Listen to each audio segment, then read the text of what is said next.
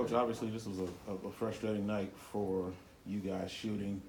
Doesn't help that they shot the lights out here. Just start with your overall assessment of tonight. You said it well. You know, talk about worst case scenarios. I mean, that was the worst case scenario. Just first of all, to start that way, I thought our guys were really excited to play. I mean, you talk about surprised. We've been great lately. We've been so cut in, or even a shoot around. I mean, their energy, their focus. So maybe they're a little too ready, too hyped, and you know, I don't know that the whys are all that important. It's what happened. You know, it's not why it happened, but I want to say I was very surprised, and we start out the game and there's a few easy shots, and they're making every last shot. Some pretty darn tough shots, and then it never stopped. And first half couldn't have gone worse. I did think that once it started going downhill and we're struggling to get anything going and they're scoring, and you know, that frustration led to poor play and scattered play, you know, and turnovers and bad shots and getting away from anything that we really do. So I thought we really lost our poise there in the first half, and it showed, and that's why you're down by the margin we were down, and of course challenged them at halftime. I have seen some big swings in college basketball this year, big swings, you know, in the middle of a game, and we talked about some of them at half, that, you know, the game doesn't have to be over. I've seen bigger deficits than that change, and, you know, we start out the half and dinged it down a little bit. It's like, if we could get to the next timeout, get that thing to 11, you know, but we could stop them. We didn't stop them the whole night, and you know, you're going to have to do that when you're playing from way behind. Blair was unbelievable. Blair's made 4 threes on the whole season, and we are the recipient of a 7-3 made, unbelievable shooting. Some of them just just tossed in. It was incredible. That wasn't the reason for the loss, but that really kept us from having any chance to cut the darn thing and put any pressure on them to really make it a game. You know, you cut that thing to 11, cut it to 10. Now it's a game, and shots are different, but we never did. We never really stopped them, and made a lot of mistakes from the defensive side. I thought offensively we did a good job the second half, but it wasn't good enough. Not close. When we see a start like that, I mean, you've always talked about how it's a game of runs and everybody's going to go on a run, but when you're suddenly down 20-2, yeah.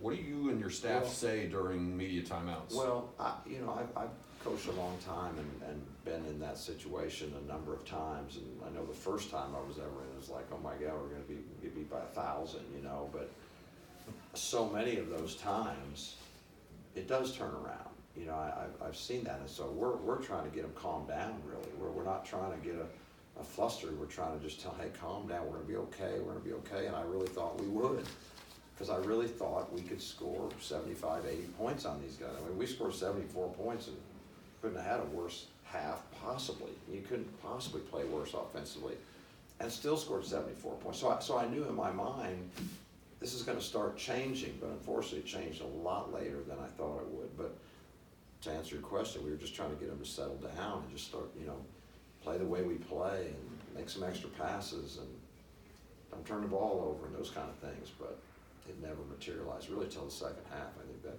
calmed it down. But again, it doesn't matter. It doesn't matter if you can't get stops, and we never did really the whole night. A couple here and you know, but we never really got on top of them. And so hopefully we use this. We've been very good defensively, but that's you know, they've got some real problems for us to guard. Obviously, they've got the guy inside. You know, you put extra people around him. It affects the way you guard the ball screens, because he's such a big target when they roll down, and you know, we didn't handle it well. So it gives us a good indication if we're going to play another 6'11", 7-foot center. You know, we're going to need to do a lot better in terms of our defensive execution and our defensive scheme. So I hope this serves us. Not in any way is it a positive night, but we do need to turn a negative into a positive somehow. Ethan Shagwa struggled from the field in his first game back. How much was he bothered by his leg in terms of either his mobility or getting some lift Yeah, on the I shot. don't think it's his mobility. It's not his mobility. And I hate to ever just, you know, we just got beat. They played great. They played great. They did. They played great. And shot great. I mean, if they don't shoot great, it doesn't look like they played that great, and we probably don't feel quite so bad. But when every ball is going in, no matter what, wherever they throw it in from, it feels really poor. So I don't want to make any excuses, but certainly Ethan, you know, was rusty and did not look like Ethan, and that didn't help us. But you know why that was, I don't know, and I certainly don't think it was mobility, and don't want to make excuses for that. But you know, it would have definitely helped us if he would look more like his normal self. You have 2 weeks now until your next game. What do you take from this? Just not only just from the team, but just from your staff as well. And how big will this next game be, knowing that you may have another arrival coming in Jason? Yeah, well, getting Isaiah, JC, so we just, we kind of keep slowly adding to the team, and so we have to keep adjusting. Finals are coming up, and for every player in the country, finals it's tough. It's just really tough, and we try to back down practice during that time. Of course, we can only ask so much of them. At the same time, I am glad we do have 2 weeks. Normally, if you came off a game like this, you'd be like, oh my gosh, we got to get out of another game quickly. Truth be told, I'm actually glad that we have this time, because it gives us time. I don't think we can make a humongous improvement in a couple days of what I feel like, we need to really, really dig into. And hopefully we can, even with finals week. And our next game is no easy, we're going to SEC opponent, Georgia, with one of the best players in America on their team. So not even close to an easy task. But I am glad. I think this gives us some time to examine all that we do now that we have Kendrick and we have Isaiah coming, and try to, make sure, all right, the path we're going on, does it fit with the pieces that we now have? So I am glad about that.